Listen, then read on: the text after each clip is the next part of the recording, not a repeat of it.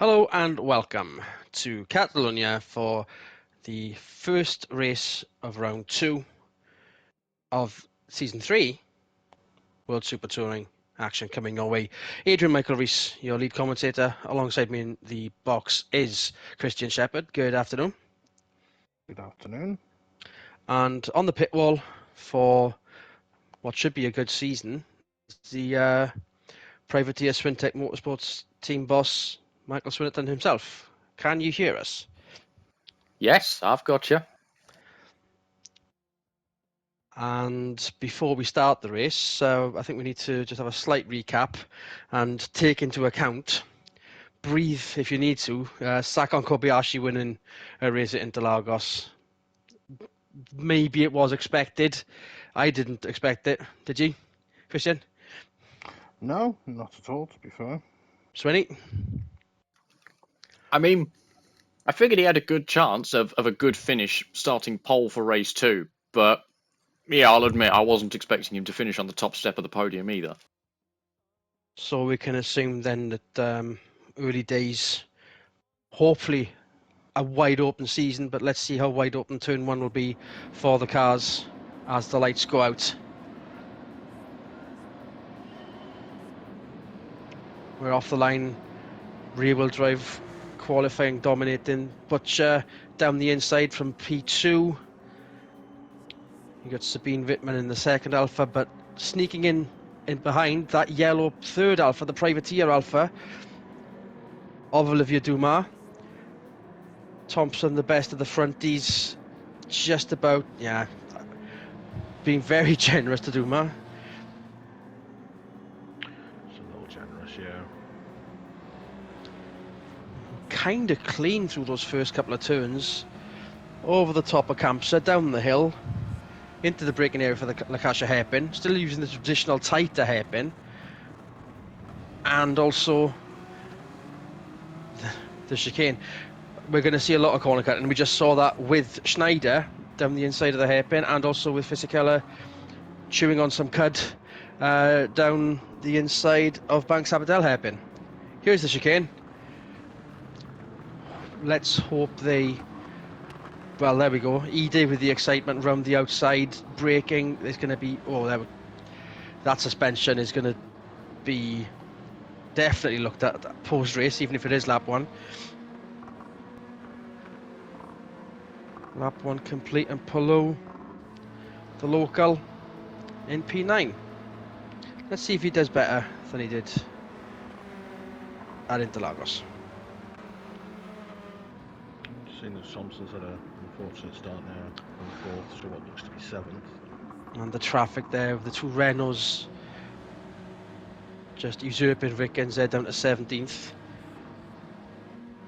Salo in 15th, good on, well, respectable. Still in with the pack there.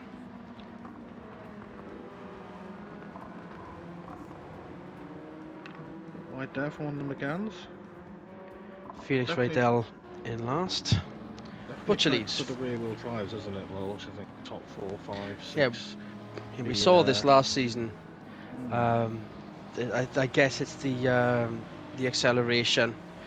Well, if you think about it, there's 1, 2, 3, 4, 5, 6 acceleration points, and not a lot of straight to contend with. Corner cut there for both of those drivers, interestingly enough.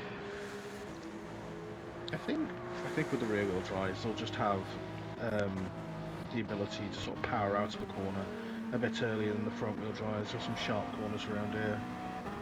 And for that, Thompson under attack from Palou. Just filling his mirrors, psyching him out a little bit potentially there.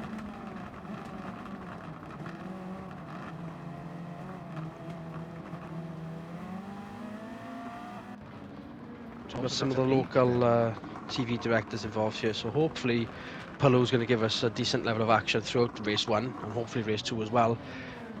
But E-Day there in 6th. Looks like Dumas. Yeah, that's I mean, you can see the gap already. That traffic jam is starting to ferment behind Dumas, but there's E-Day looking to give him a bit of a wake-up call. Yeah, lock over grass to try and get that. didn't They exactly all are. pan out. Oh. Some very interesting driving lines from our lads at the moment, and the women, of course. They're trying to hang around the outside. That's very well done. And he did with that.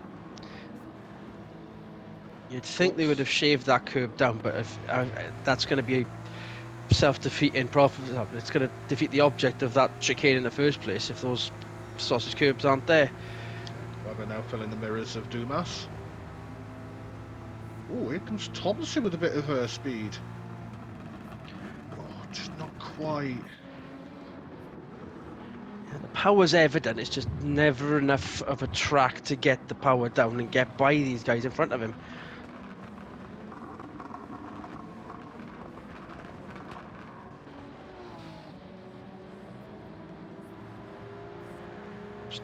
Schneider now up to third, ahead of it, man. Chasing down Fisichella. Here's the braking area for if he didn't have a face full of alpha, I think the move would have been on. I agree with you on that one.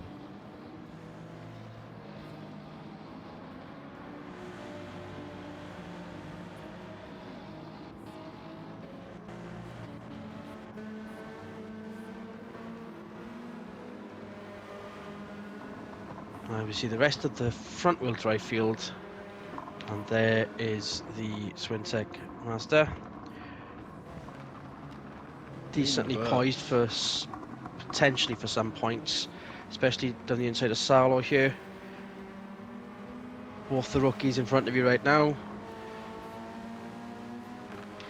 It's sad to see Verts there already down in 19th place at PW. We did have some doubts as to the performance of the Volkswagen back in Interlagos. Kind of evident here, but decent tussle still side by side between the two rookies, and I was expecting contact there. Tiny bit of contact going into turn one, but it was effectively touring cars. Contact again. A little bit wide from Ingram. Ayala down to 17th. Thompson still over the back of Webber. Webber can't seem to shake him off.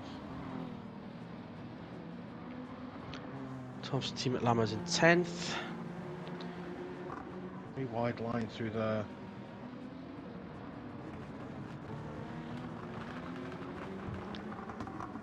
Hopefully it doesn't get detected in the tournament, boys. We've tried to get all the excitement out of a track like this as much as we possibly can. And I think for race 1, this looks like it is kind of done. We're sort of 33% covered. Oh, Fisichella now making an attack on Butcher. Okay. Last time we saw he was struggling to keep back Snyder. Now he's attacking. I take it back. This is actually quite close. I was expecting. I mean, it is season 3, new tyre rules and all. Swinny, how were the tyres during practice, and what did you kind of glean from that, and what could happen for what's happening in the next couple of laps? I mean, this is used as a test circuit, isn't it? So this place is, despite all the cornering, actually pretty nice on its tyres, because you know they repave it every so often just to get all the F1 teams to test it. A lot of rubber already down, a lot of marbles on the outside as well, which does suggest there's at least somewhat of the tyre wear though. The flash and the pan attack then from Fisichella for turn 1, it looks like. He seems to have slightly dropped off. Albert's So looking we're very prominent here. Hoping that this 4 then will provide the goods for the last half of the race. E-Day up to 5th. Dumas has started to fall back. Yeah, Dumas down to 7th. Got overtaken somewhere by Webber. Thompson something to fight for. Was pushing E-Day through turn 1 there. A little bit. Webber. Wonder if he's getting held up, if he can get past E-Day, if he can catch the leading 4 at the moment.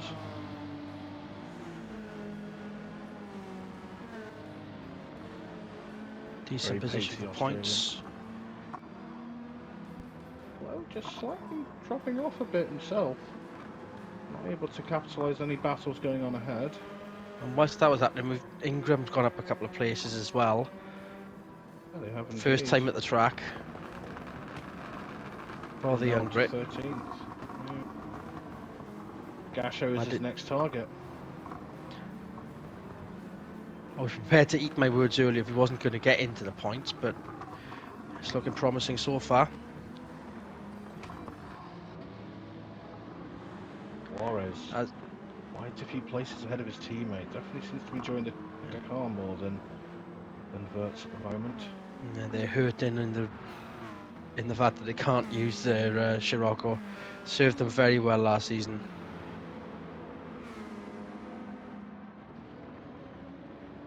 The heat is shows decided against it.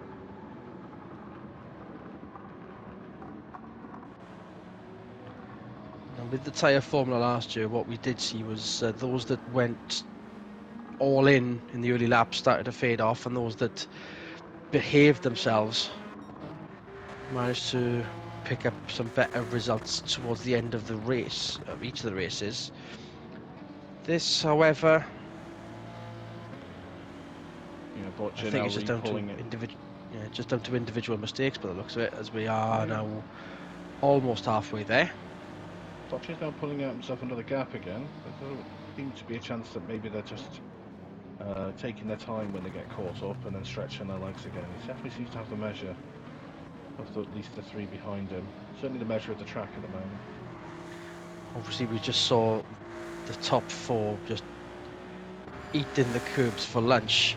Swinny, with your Mazda, did you have to make that particular curb a focus for your suspension to sort of compensate for the rest, or just to sacrifice that for the rest of the circuit?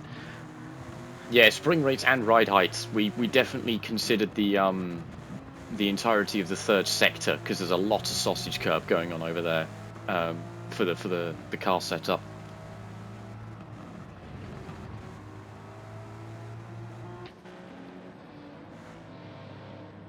Thanks, Swinny. And still top six, still in shape there. Thompson 8, Palou 9th, Lammers, Suarez and Gasho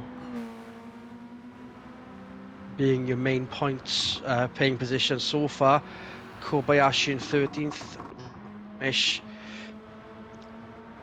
It's where we expected him to be after a very disappointing works effort last season.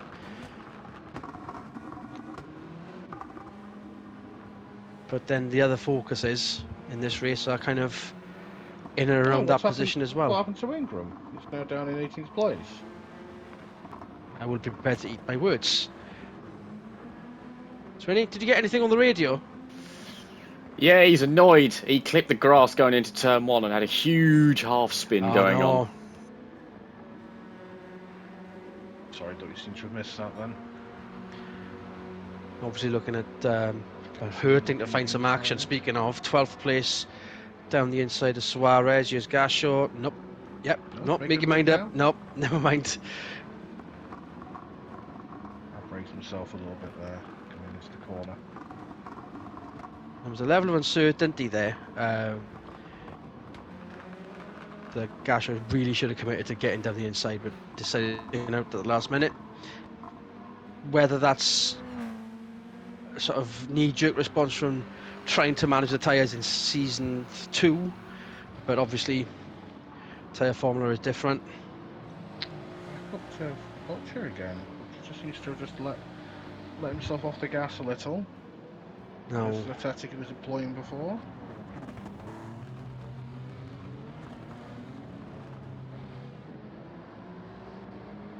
Did the Alpha get a better grunt out of this New Holland final turn and get a sensible run through Kampsa to gain that gap, or make up for that gap rather? Parker 3 at the front, Parker 3 4th to 6th. Okay, sizing up nicely. One for the win, one for a major points haul before your very eyes. Wittmann, Ide, Webber, Yep, and slightly fallen off the front three. And the clutches of E-Day. If E-Day gets this right, that's a comfortable fourth position potentially there for him. Brief glimpse of doing Martin 7th and Thompson.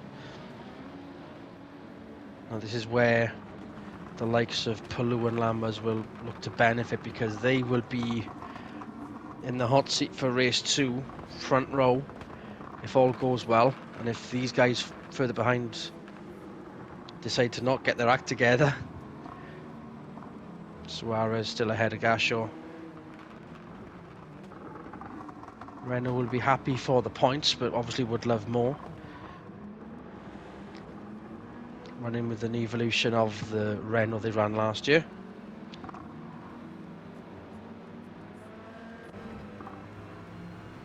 On board, Gashaw. We're pulling out very early before they actually get up to them. Same move again. Is he going to chicken out this time by... Suarez just closing the door a little bit. But is it going to be a generous that... I was That's going to an say answer very well back. defended from Suarez, but that was neither here nor there, as Gashaw now down the inside for Campsa. But you'll see Aiello start to gain now because of that mistake that both of them made in the run up the hill. Braking area for Lakasha.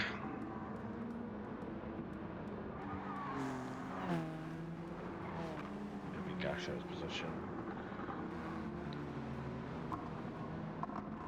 For a handful of points. 4 to go as soon as Butcher crosses the line now.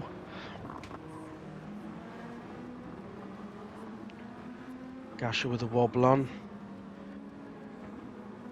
But enough to still... Yeah, so it definitely seems the VW was holding Gashow up as he's absolutely stormed off. Yep, gone. Oh, and that looks like E-Day might have E-Day is still... gone ahead of Wittmann, of course. Is Webber going to capitalise on that as well? Always a risk to try and overtake there. So, Still having showing his noticed mirrors. it in the first half of the race, that's Privateer Alpha has decided to be the train driver behind the top 6. But obviously the Alpha that has now just lost 4th place is starting to fall back as well. But Fisichella almost doing the business, but keeping Butcher honest. Here's Thompson again. Very tight through Yeah, that for seems to be a Europe car front-wheel turn. drive line. Well, except the Renaults as we just saw there. But look how close Gashow's already got to Lammers. Already.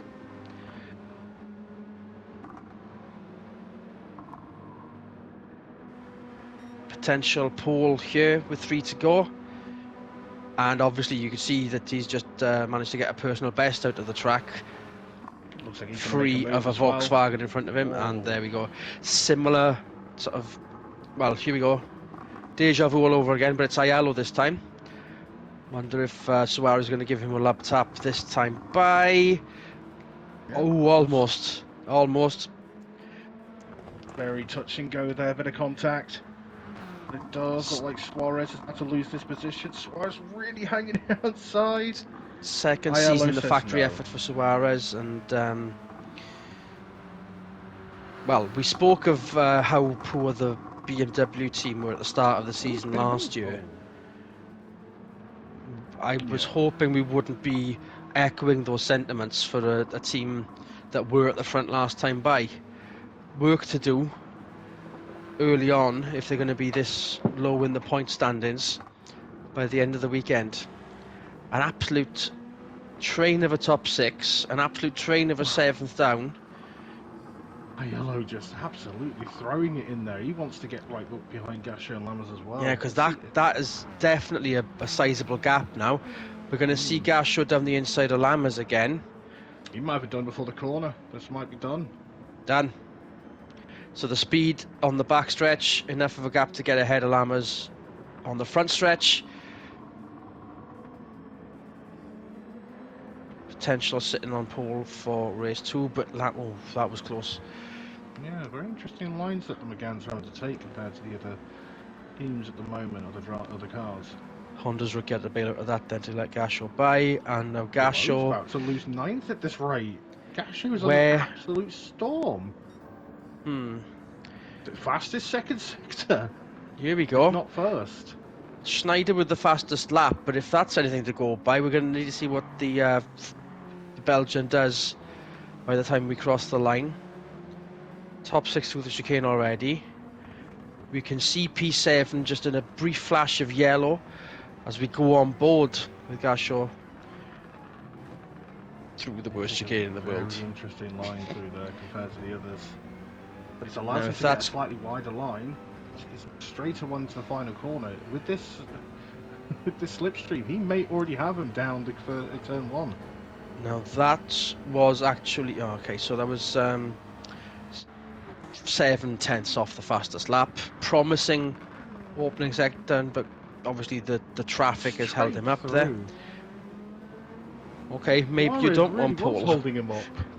Palou down the inside with the okay, brave.